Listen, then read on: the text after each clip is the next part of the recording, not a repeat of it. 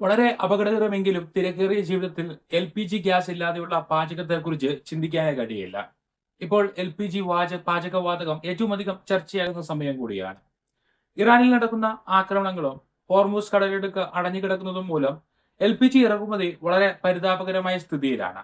ഈ ഘട്ടത്തിൽ ഏറ്റവും അധികം ആശ്വാസകരമാകുന്നത് പി.എൻ.ജി. എന്ന പാചകവാതകമാണ്.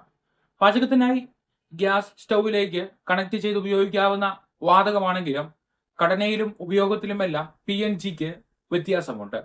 എൽ.പി.ജി. പോലെ സിലിണ്ടറുകളിൽ നിറയ്ക്കുവാൻ കഴിയുന്ന വാതകമല്ല പി.എൻ.ജി. പൈപ്പ് ലൈനുകളിലൂടെ മാത്രമേ വിതരണം സാധ്യമാകൂ. എന്നാൽ എൽ.പി.ജിയേക്കാൾ വിലക്കുറവും സുരക്ഷിതവുമാണ് പി.എൻ.ജി. പി.എൻ.ജി. ഗ്യാസ് ലീക്ക് ആയാൽ അത് വേഗം തന്നെ വായുവുമായി കലർന്നു പോകും.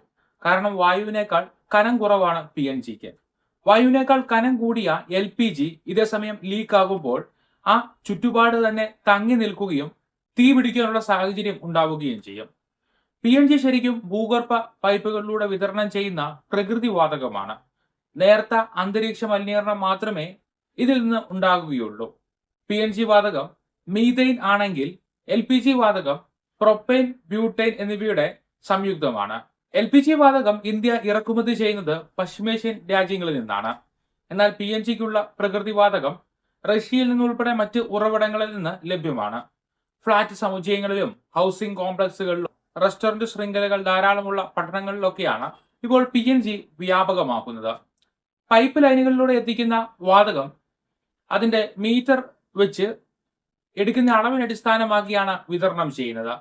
ഉപയോഗിക്കുന്ന അളവിനുള്ള പണം മാത്രം നൽകിയാൽ മതി. എൽ.പി.ജിയുടെ വിലയുമായി താരതമ്യം ചെയ്യുമ്പോൾ പി.എൻ.ജിക്ക് വില കുറവാണ്. പാചകം ചെയ്യാനുള്ള തീയുടെ ചൂട് താരതമ്യം ചെയ്യുമ്പോൾ എൽ.പി.ജിയിൽ നിന്നുള്ള തീയ്ക്ക് പി.എൻ.ജിയിൽ നിന്നുള്ള തീയേക്കാൾ കൂടുതൽ കലോറിഫിക് വാല്യൂ ഉണ്ട്. അതായത് എൽ.പി.ജി. വാതകത്തിൽ നിന്നുള്ള തീ കൊണ്ടാണ് കൂടുതൽ വേഗത്തിൽ പാചകം ചെയ്യുവാൻ കഴിയുന്നത്. പി.എൻ.ജി. എന്നത് പൈപ്പ് ലൈനിലൂടെ മാത്രം വിതരണം ചെയ്യാൻ കഴിയുന്ന മീഥെയ്ൻ വാതകമാണെന്ന് പറഞ്ഞു കഴിഞ്ഞു. എന്നാൽ ഇതൊരു പാചകവാതകമാക്കി മാറ്റുന്നതിന് ചില പ്രക്രിയകളുണ്ട്. ഭൂമിക്കടിയിൽ നിന്ന് ഖനനം ചെയ്തെടുക്കുന്ന എണ്ണയിൽ നിന്ന് തന്നെയാണ് പ്രകൃതി വാതകം വേർതിരിക്കുന്നത്.